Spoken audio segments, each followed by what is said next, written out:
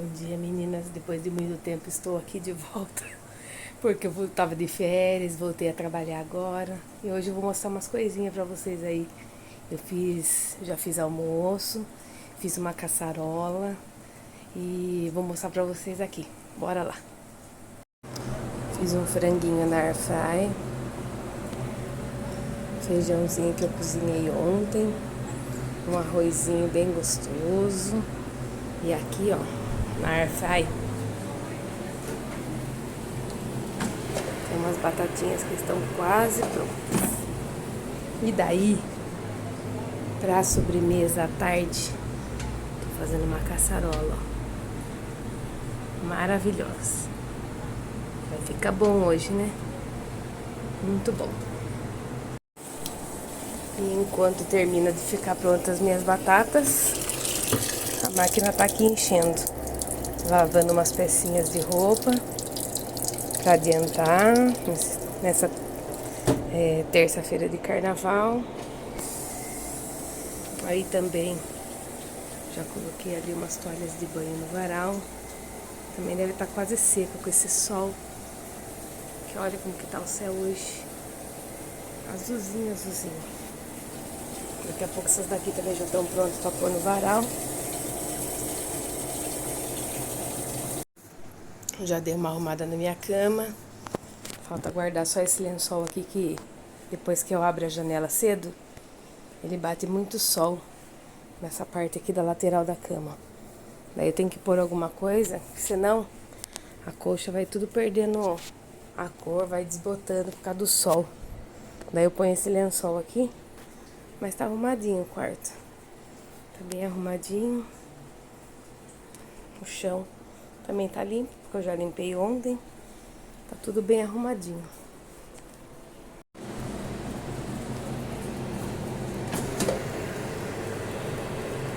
As batatinhas já estão prontas. Vou tirar agora pra gente almoçar. Junto com essa comidinha maravilhosa aqui. Franguinho. E bora almoçar. Pós-almoço aqui, gente. Ó. Tudo limpinho, organizado. A airfryer já tá aqui secando. Tudo organizadinho. O chão. Meu docinho tá aqui, ó. Já ficou pronto, só falta esfriar pra gente tirá-lo da forma, mas ainda tá bem quente ainda. Olha que lindo que ficou. As panelas estão aqui. Essa daqui tem arroz, essa aqui é de fritar as coisas, mas tá limpinha. Só esperando esfriar o forno pra colocar ali, ó. Tudo limpinho, tudo organizado. Depois do almoço, quando tá tudo arrumadinho, é uma delícia, né?